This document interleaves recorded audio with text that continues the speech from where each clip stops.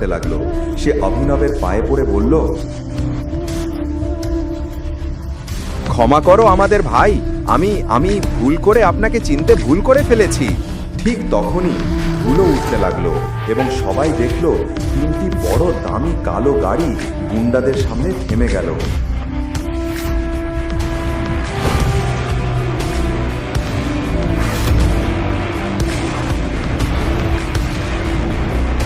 বলেছিলাম না ফোনটা ধরবে না, ওরা আমার লোকেশন খুঁজে পেয়েছে।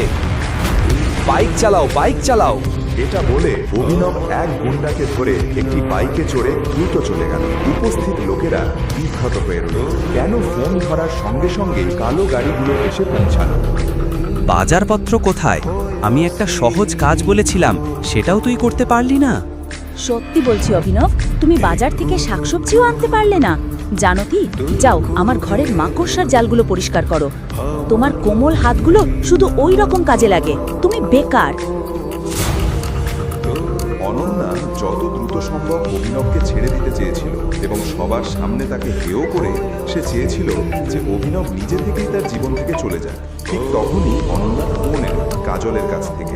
হেই অনন্যা, তোরা খান্দালাতে মাফিয়া কিং আক্রম স্যারের পার্টিতে যাচ্ছিস তো? আমাদের সব কলেজ বান্ধবীরা যাবে সেখানে। না, আমার মেজাজ ঠিক নেই।